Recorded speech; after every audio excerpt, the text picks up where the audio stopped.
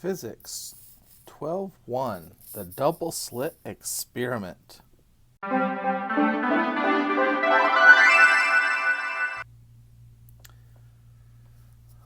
Light has characteristics of a wave. When it interacts with objects several times its wavelength, it acts like a ray. But when it interacts with smaller objects, it acts like a wave. Thus, light follows Huygens' principle. Every point on a wave front acts as a source of tiny wavelets that move forward with the same speed as the wave. The wave front at a later instant is a surface that is tangent to the wavelets.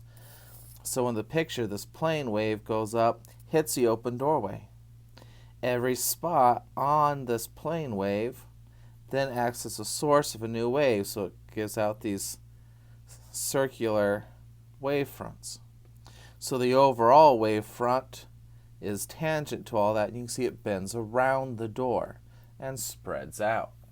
That's how you can get light in a whole room from a window. Instead of just a bright spot straight through the window, it spreads out through the whole room. In 1801, Thomas Young showed that two overlapping light waves interfered and was able to calculate the wavelength. So what he did is he had a light source, and he showed it through a single slit, but spread it out. But then he sent that through a double slit. The reason why he did this is that one light source of the single wavelength allows the light to be exactly the same that goes through each of the double slits. And when he shone the light through the double slit, he got this pattern of dark fringes and bright fringes, which is the constructive, the bright fringes, and the destructive, dark fringes, interference. So here are various diagrams of that interference. So you can see using waves with crests and troughs. As it hits the wall here, you have minimums and maximums, the bright and dark spots. This is an actual picture of ripples on water.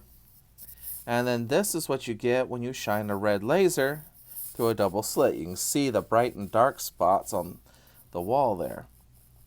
You'll also see that the bright spots get less bright, more bright, and less bright. So there's actually two sets of the constructive and destructive interference happening. So as the light shines through the two slits, it travels, think of it as a ray, until it hits the wall. Since it's the same light, if it travels the same distance, there'll be constructive interference.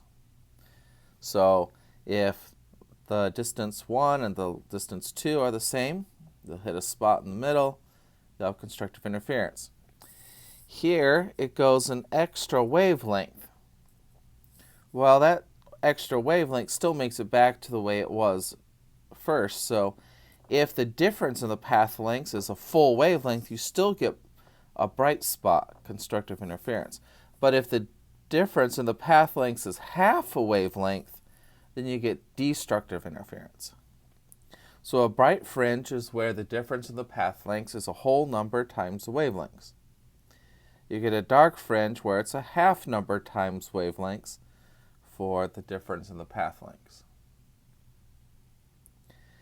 The brightness of the fringes also varies. The center fringe is the brightest, and it decreases on either side.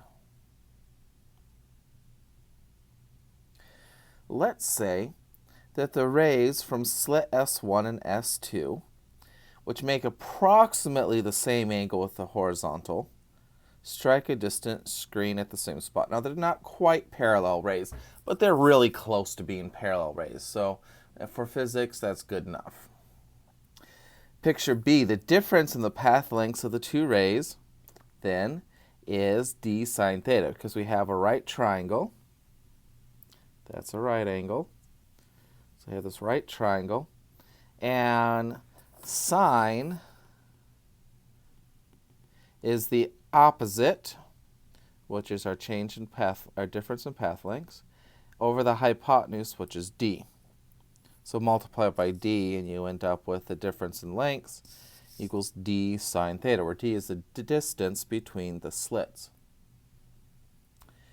Picture C, the angle is the angle at which the bright fringe occurs on either side of the bright fringe. So the center is m equals 0, and then we count from there to get whatever bright fringe we're looking at for our angle. So, difference in path lengths equals d sine theta. Our bright fringe is at a difference of path lengths of some multiple of the wavelength, so we can substitute that in. And divide by d to solve for sine theta. And you get that. If it's a dark fringe, it has to be a half of a wavelength. Substitute that in and you end up with that one. So bright fringes and dark fringes.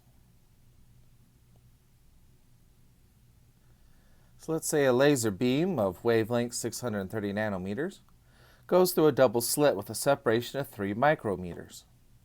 If the interference pattern is projected on a screen 5 meters away, what is the distance between the third order bright fringe and the central bright fringe? Third order would mean m is 3. So what we could do is we could actually draw a triangle. The laser and the slits would be right there. So actually, it goes in both ways. We're just looking at one side. It's 5 meters away from our screen. Our screen is down here. The center is m equals 0, and we're going to the third order, so m equals 3. Then we're looking for that distance. All right, so what can we do? Well, the first thing we could do is we could find an angle. So we could say, since it's a bright fringe, we could say sine theta equals m wavelength over d. M is 3. Our wavelength is 630 nano. That's times 10 to the negative 9 meters. Over d. Our slit separation is 3 micrometers. So that's 3 times 10 to the negative 6 meters.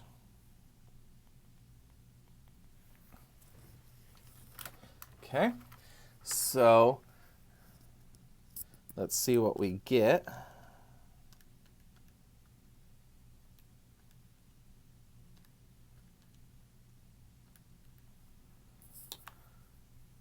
So I get sine of the angle 0.63.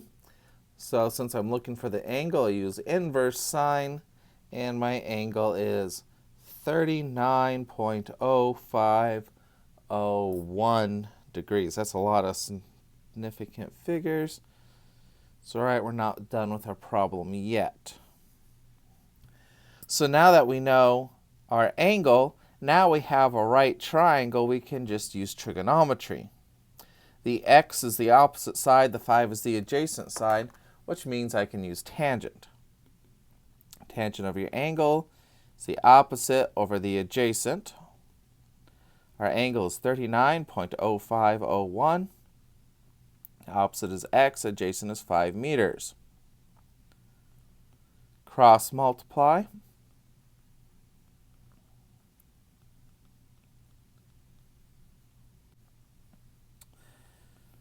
And x turns out to be 4.06 meters. Separation between the center bright fringe and the third order bright fringe.